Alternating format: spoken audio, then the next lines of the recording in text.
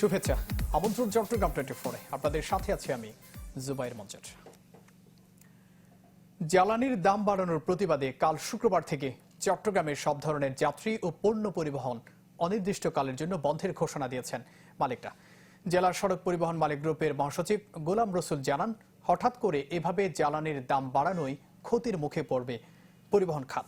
তাই এই ধর্মঘট। একই কথা জানিয়েছেন পরিবহন মালিক নেতা কফিল উদ্দিন। এদিকে ঘোষণা ছাড়াই ডিজেলে চলা যানবাহনে অতিরিক্ত ভাড়া আদায় করা হয় নগরীতে। শহর এলাকায় কোনো কোনো রুটে নির্ধারিত ভাড়ার চেয়ে 5 থেকে 6 টাকা বেশি নেয় পরিবহনগুলো। হঠাৎ করে তেলের দাম বাড়িয়ে দিচ্ছে, এখন আমরা কি করবো? আমাদের মালিকের কোনো ইনকাম কমাচ্ছে না। এখন আমরা যদি ভাড়া না বাড়তে আমরা কোথেকে দিব? যাত্রীরা বলছে আমরা কেন বাড়তি দেবো, আমরা তো বেতন বাড়তি দিচ্ছে না। সরকার চিন্তা করতেছে না, এটা চিন্তা করতেছে আমরা কিভাবে পৌঁছাই, এটা এখনো অনেক মানুষ জানে না। যারা মালিক পক্ষে ওরা জানে না, আর যারা বিক্রি করার জন্য আসছে তাদেরকে তো আমরা তেল দিচ্ছি। যে স্টেক হোল্ডার আছে তাদের সাথে পূর্বান্নে আলোচনা করা দরকার ছিল, এবং তাদের কি পরিমাণ আর্থিক ক্ষতি হবে, সেটা কিভাবে পোষানো হবে, সে ব্যাপারে সরকার কোনো সিদ্ধান্ত দেয়নি। অনেকেই তাদের আর্থিক অবস্থা এত খারাপ যে এই যে বাড়তির মূল্যে তেল কেনা তাদের পক্ষে সম্ভব হয় না, যার জন্য আজকে গাড়ির পরিমাণ পরিচালনাও কমে গেছে, চলাচল করছে না, কমে গেছে। এবং তদুপরি আমাদের কেন্দ্রের একটা সিদ্ধান্ত হয়েছে, এই ব্যাপারে কোনো সরকারি সিদ্ধান্ত না হওয়া অবধি আমাদের গাড়ি আগামীকাল থেকে বন্ধ থাকবে। এদিকে 20 মাসের ব্যবধানে আবারও বাড়ছে চট্টগ্রাম ওয়াসার পানির দাম, যা কার্যকর হবে আগামী জানুয়ারি থেকে। সকালে ওয়াসার বোর্ড সভায় নতুন করে 5% মূল্য বাড়ানোর সিদ্ধান্ত হয়। ফলে আবাসিকে প্রতি 1000 লিটার পানির মূল্য দাঁড়াবে 13 টাকার বেশি, যা বর্তমানে 12 টাকা 40 পয়সা।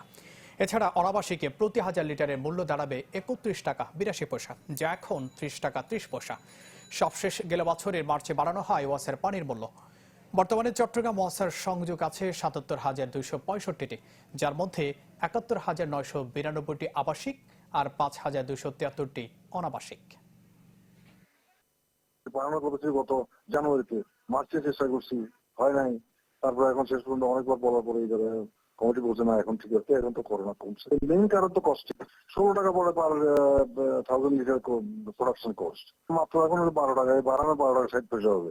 এই দিয়ে আপনার গভর্নমেন্টের টাকা কেমন পেমেন্ট করবেন, ওয়ার্ল্ড ব্যাংকের টাকা পেমেন্ট করতে হবে, এশিয়া ডেভেলপমেন্ট ব্যাংকের টাকা পেমেন্ট করতে হবে, কেন বিল পরিশোধ করতে হবে না?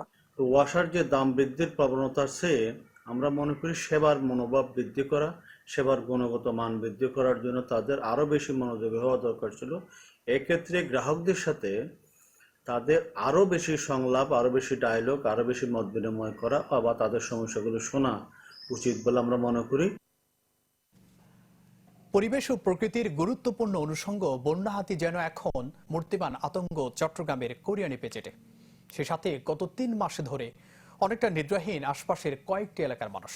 ঘরবাড়ি স্থাপনার ক্ষতির পাশাপাশি হাতির আক্রমণে গত 3 বছরে এসব এলাকায় প্রাণ গেছে অন্তত 10 জনের। এ ব্যাপারে বন বিভাগ সহ প্রশাসনের দ্রুত পদক্ষেপ চেয়ে কয়েক দফা চিঠি দিয়েছে ইপিজেড কর্তৃপক্ষ ও স্থানীয়রা। এমদাদুল হকের রিপোর্ট, ছবি তুলেছেন সেলিমুল্লাহ।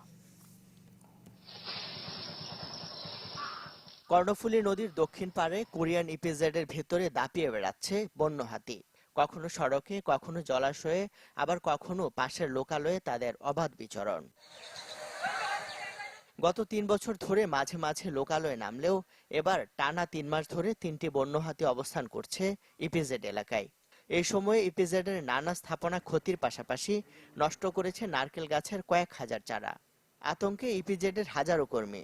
আমরা খুবই শঙ্কিত আমাদের এই ওয়ার্কারদের জন্য। ইনভেস্টমেন্ট যেটা আসবে, ইনভেস্টার্সরা এবং আমাদের বায়াররা তারাও এখন ভীত। আমরা হাতির বিরুদ্ধে নই, বন্যপ্রাণীর বিরুদ্ধে নয়, কিন্তু এটাকে নিরাপদে এখান থেকে সরিয়ে নিতে হবে অন্য কোনো জায়গায়।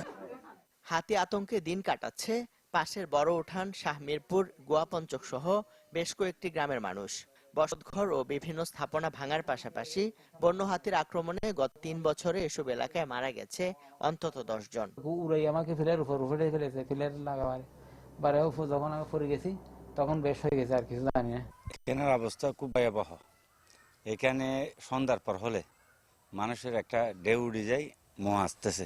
হাতির ভয়ে তো আমরা ঘুমাইতে পারি না, আমরা ওই খেত গড়ি খাইতে পারি না। ইপিজেড কর্তৃপক্ষ এসব হাতি সরিয়ে নিতে কয়েক দফায় চিঠি দিলেও তা কঠিন বলছে বন বিভাগ। এজন্য সমন্বিত সমাধান খোঁজার পরামর্শ বিশেষজ্ঞদের।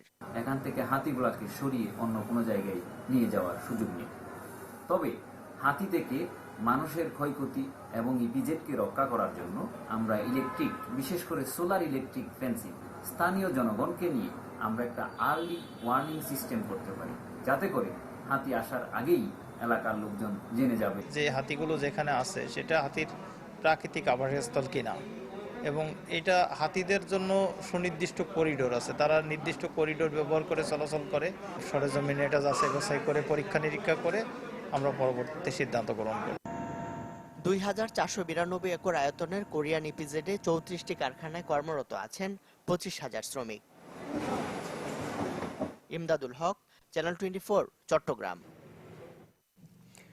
অবৈধ অস্ত্রধারীদের তৎপরতা বন্ধ করা না গেলে রাঙ্গামাটিতে আসন্ন ইউপি নির্বাচন সুষ্ঠু হবে না, এমন আশঙ্কা প্রকাশ করেছেন সংসদ সদস্য জেলা আওয়ামী লীগের সভাপতি দীপঙ্কর তালুকদার। বিকেলে দলীয় কার্যালয়ে সংবাদ সম্মেলনে তিনি বলেন, সামনের ইউপি নির্বাচনকে প্রভাবিত করতে একটি সন্ত্রাসী মহল তৎপরতা চালিয়ে যাচ্ছে। আগেরবারও প্রার্থীকে হত্যা এবং অপহরণের মতো ঘটনা ঘটিয়েছে তারা। নির্বাচনের সুষ্ঠু পরিবেশ নিশ্চিতে সব আইনশৃঙ্খলা বাহিনীর সমন্বয়ে বিশেষ অভিযান চালানোর দাবি জানান তিনি।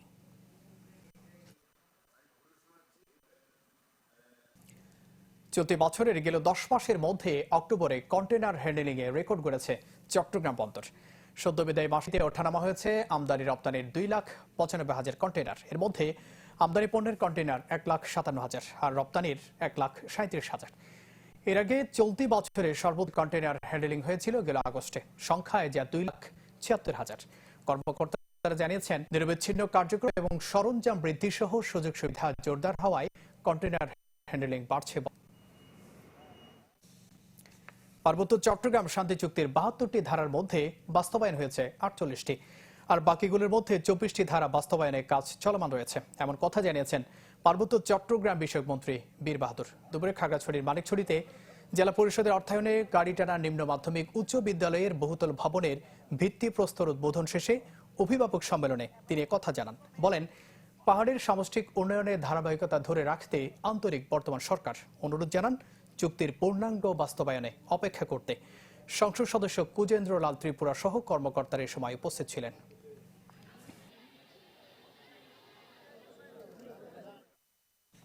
অগ্নি নিরাপত্তা ও প্রাকৃতিক দুর্যোগের সচেতনতা বৃদ্ধিতে চট্টগ্রামেও উদযাপন করা হচ্ছে ফায়ার সার্ভিস ও সিভিল ডিফেন্স সপ্তাহ। এ উপলক্ষে দুপুরে নগরের আগ্রাবাদে বিভাগীয় সদর দপ্তরে ছিল নানা আনুষ্ঠানিকতা।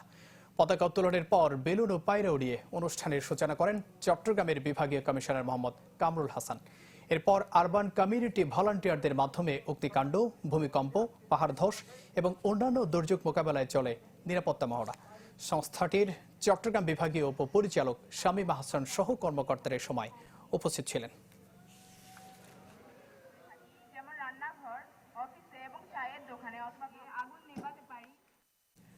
নানা কর্মসূচির মধ্য দিয়ে পালিত হলো আওয়ামী লীগের সাবেক প্রেসিডিয়াম সদস্য ও মুক্তিযুদ্ধের অন্যতম সংগঠক আখতারুজ্জামান চৌধুরীর নবম মৃত্যুবার্ষিকী। এ উপলক্ষে সকালে আনোয়ারার হাইল ধরে তার গ্রামের বাড়িতে কবরে ফুল দিয়ে শ্রদ্ধা জানান দলীয় নেতাকর্মী সহ সর্বস্তরের মানুষ, করেন কবর জিয়ারত। এছাড়া দিনব্যাপী কর্মসূচিতে আরও ছিল খতমে কোরআন, দোয়া মাহফিল ও আলোচনার সভা। আওয়ামী লীগ ও সহযোগী সংগঠনের নেতাকর্মীরা এসব কর্মসূচিতে যোগ দেন। চট্টগ্রামের মাইজভান্ডার দরবার শরীফে অনুষ্ঠিত হয়েছে 17তম আন্তর্জাতিক ঈদে মিলাদুন্নবী কনফারেন্স। বুধবার রাতে মাইজভান্ডার দরবার শরীফ শাহী ময়দানে এই কনফারেন্স অনুষ্ঠিত হয়। প্রতিবারের মতো এবারও দেশ বিদেশের ইসলামী আলোচক ও গবেষকরা এতে অংশ নেন। আলোচকরা বলেন, জীবনের প্রতিটি ক্ষেত্রে ধর্মীয় অনুশাসন মেনে চলা উচিত। মহানবীর আদর্শকে বুকে ধারণ করে ইসলামের সঠিক পথ অনুসরণের মাধ্যমে শান্তিপূর্ণ জীবন গঠন করতে সকলকে আহ্বান করেন তারা।